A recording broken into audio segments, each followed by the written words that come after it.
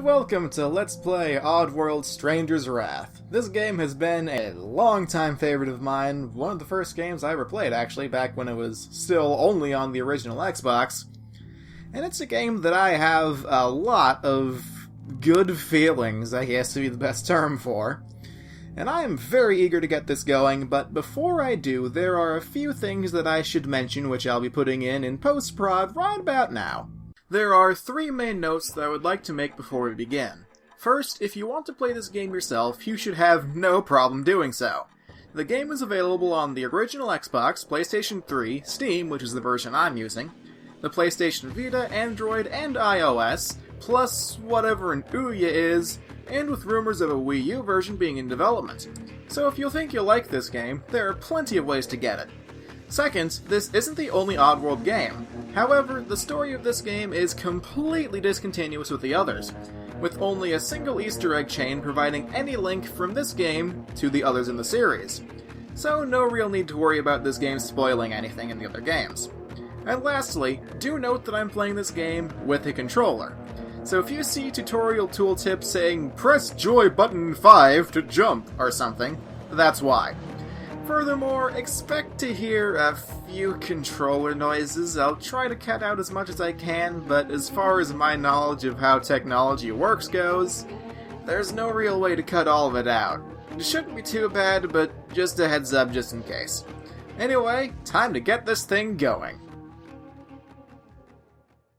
So with all that out of the way, what better way to get this game going than to start a new game? Let's get into it. Let's go with normal, because you know.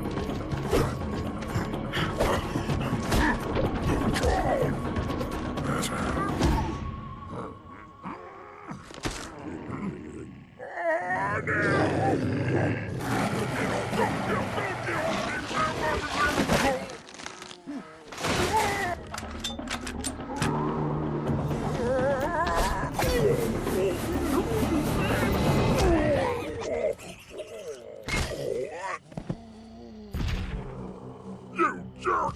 You broke my favorite rifle!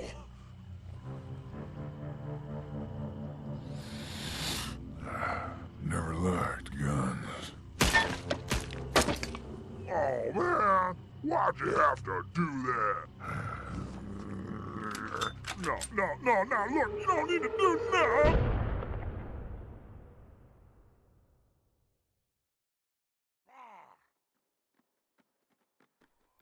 Alright then, so, that was the intro cutscene, and that's one of the big reasons why I like this game. That was very visually appealing, but anyway, use the movement controls to move around, I guess. Can also look around. Guy.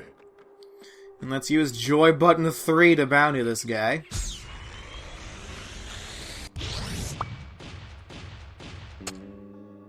Now that's how you get them. Guys that get to town turn in this bounty. And that's probably the easiest first boss in gaming history. But anyway, seeing that... Hold on, guys, saying something. Alright then, so... Pretty much, the way this game works is that we are a bounty hunter. And we need to run around getting bounties, and we get money for doing so. It's a pretty simple premise. Anyway, just jumping around, this game has a lot of platforming elements, as we'll be seeing. And this game just has a lot of stuff to it. Okay. If you can see the bottom, then falling will not kill stranger. There actually are a few loopholes to that rule. We'll be getting to that later, though. Anyway, there are a few attacks that stranger can do just outside of... I'll just let the game do talking for me for a bit. Hey, what the? Oh, what the? That was cheap, little punk ass. This game's tutorial is pretty quick. Basically, the way your health works is that you have a health bar, and below it there's a stamina bar. Theoretically, as long as you have stamina, you can heal. Now I got the bounty. And there's also various attacks you can do. Okay, there's a lot to explain initially. I guess the most important of which is just, in general, how you get the bad guys. There are two health types in this game. There's, like, actual health, and then there is stamina. Stamina, basically, for enemies, represents the amount of consciousness they have, to where if they get 3 yellow stars floating above their head, that means they are unconscious and can be bountied. There's also red stars, which indicate their health. If they have 3 red stars above their head, then that means they are dead. You know, I go to this red X, and now we have acquired the Chip Punk. The Chip Punk will lure enemies to where it's fired. It has a limited range and only affects enemies that can get to it. This is a very tactical ammo choice because yes, there are other ammo types in this game, which we'll be getting to see momentarily, some of which are definitely more useful than others. But anyway, let's go ahead and continue to see how the Chip Punk works.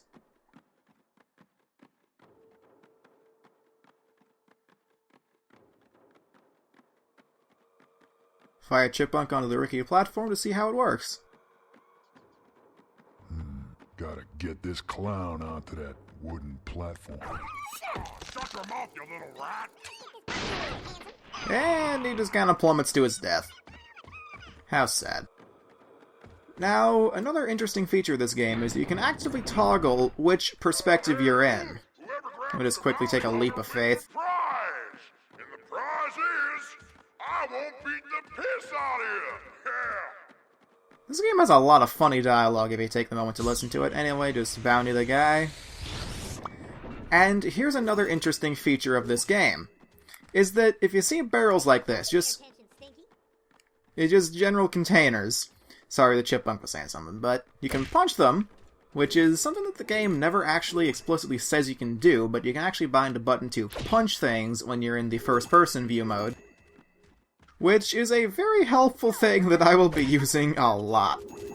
So, if you notice, from breaking these barrels, I'm getting money.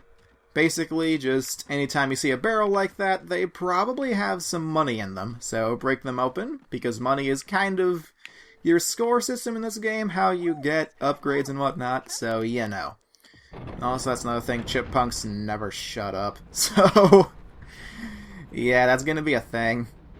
But anyway. Alright, listen up, morons! Bounty Hunter has been seen making his way through the facility. Nab him before he gets to town! Not all things the guys say are terribly interesting, but they tend to be. Anyway, so ropes are a thing which are in this game. The up and down ropes will allow you to climb up, and the side-to-side ropes will allow you to climb across gaps and whatnot. It's a pretty neat feature. You know, for things that you can't just jump over. Oh, hi! Let me just punch you. Punch you. And as you can see, with the guy on the left, he has stars floating over his head. It's kind of hard to see considering he's clipped into the wall, but There are 3 of them that were floating above his head. Know what they was messing with. 3 stars that were floating above his head. And they indicate how unconscious he is. Basically, I'll get to the Bolemite here in a minute, but the 3 stars do decay over time. Meaning that they start off with 3 stars, meaning they're out for the count for a little while. So I guess that wouldn't mean out for the count, but you know what I mean. And over time, that will decrease to 2 stars, then to 1 star, then to none. If he gets back to 0 stars, then that means he gets back up, and you gotta knock him out again. Anyway, Bolemites are a convenient way to bypass that whole system, as we will be demonstrating here in a moment.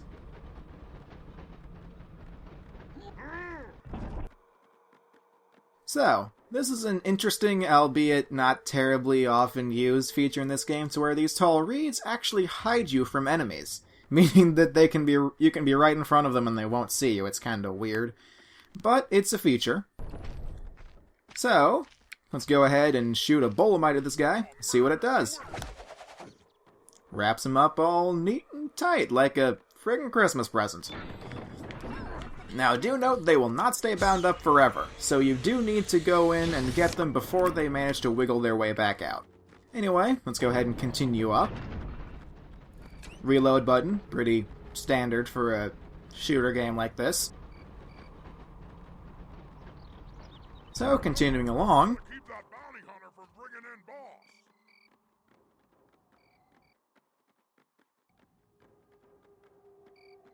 boss. Okay, this is quickly demonstrating an interesting feature of this game, to where, while they won't be as extravagant as the things that we did in the tutorial, or in the intro cutscene rather, I don't like when people talk over me, but you actually can set up traps in this game. So, fire Chipmunk there, shoot a Bolemite, he never knew it was coming. That said, while traps are a very finessey way to go about doing this game, more often than not I just like to run up to people and punch them.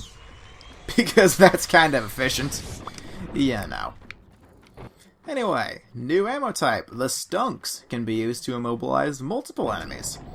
Basically, the Bolemite is good for taking on one dude and having him stunned for a while, whereas the Stunks are good for, basically making several enemies not capable of doing anything. So, let's quickly demonstrate that. Looks like the third guy's going to be a straggler out there, so let's just fire a Stunk at those two. And you get tied up. So we can bounty the outlaws while they're puking. Punch that dude, just because, you know, why not? Okay, right there. That guy actually got up from being Bolemited, so let's bring him back down. Okay. Now that's a very common thing in this game, to where, more often than not, you'll be fighting multiple outlaws at one time. And this actually is a theoretical way to distract them, one that I very rarely ever use, but it's still helpful in some scenarios. The Fuzzle basically is a living mine with teeth. Basically, you lay them on the ground, and should anything come close to them, then the Fuzzle will jump onto them and start eating them alive. It's kind of cruel, hence why I very rarely use them. But here we have to.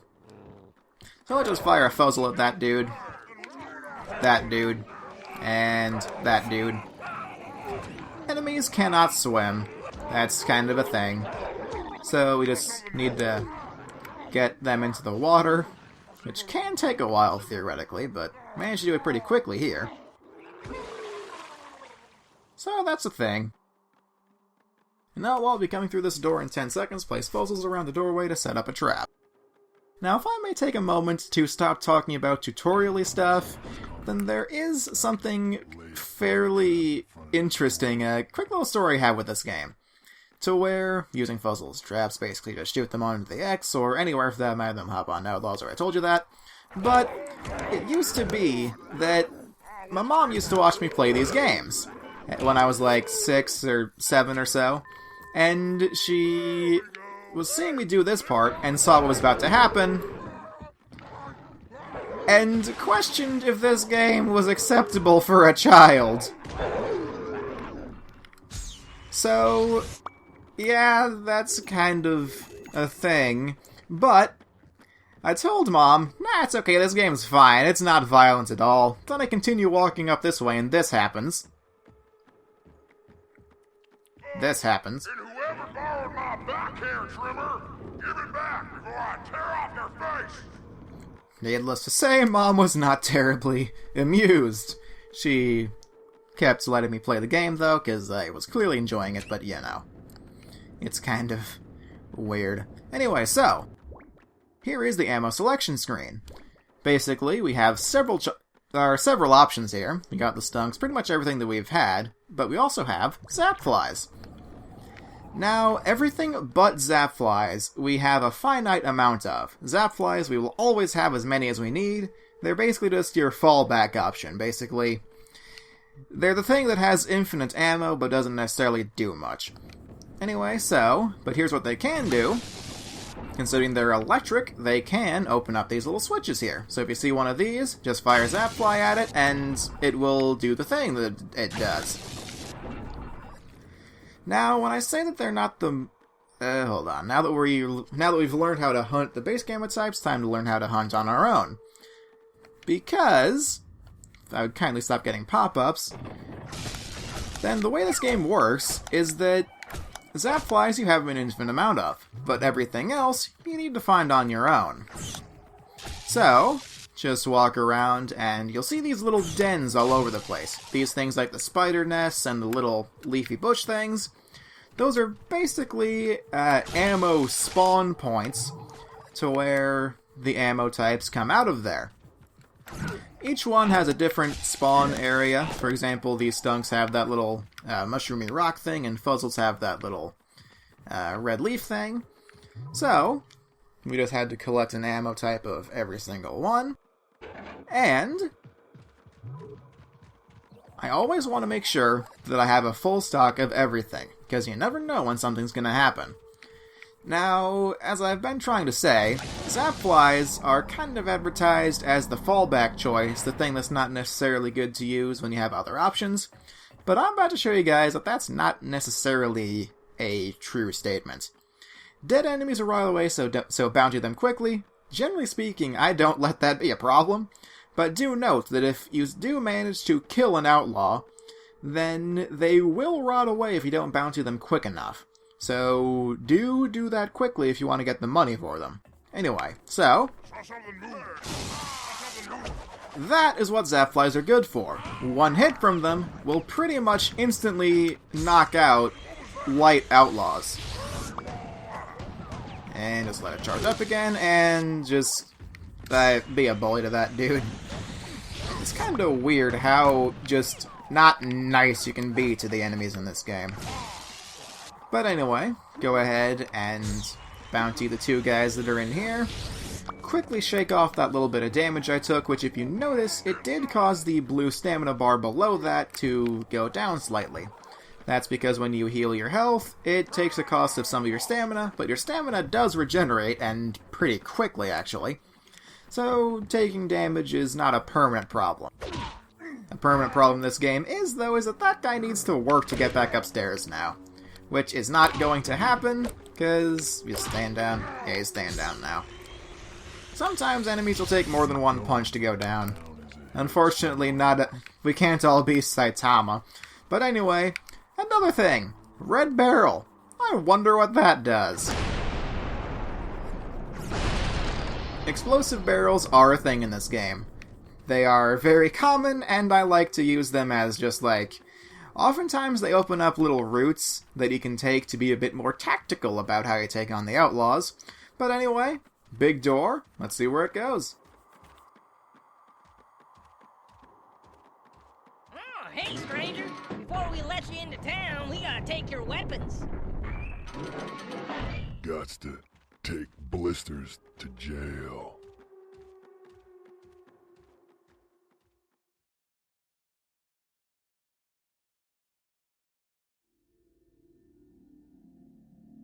Oh, that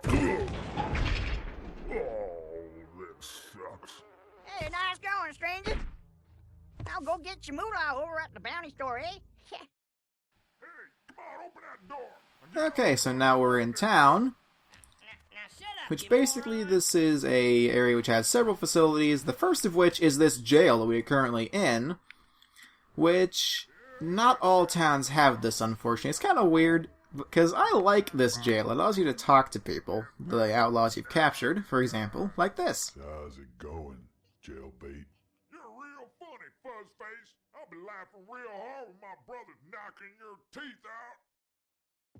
So, this is one of the many possible buildings you can have in a town. So, let's go find out what else we have. That bastard's always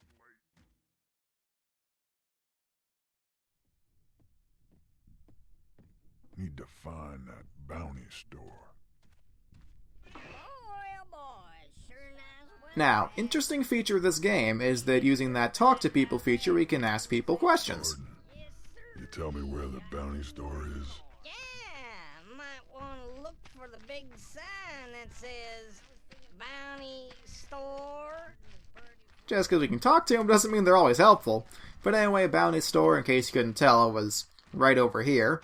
So let's go ahead and go in. See what kind of stuff we can do in here.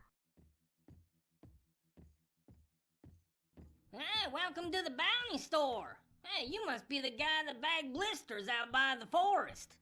Yeah, it's true, but I'm looking for Doc. I need him to fix a problem. Well, Doc's up in his Mongo office, but he'll be back here soon. In the meantime, I'll cash out them outlaws you captured, and I got a few more for you. So, let's go ahead and talk to this guy. In doing so, he will cash out the various outlaws that we caught, and we get 293 bucks for doing it.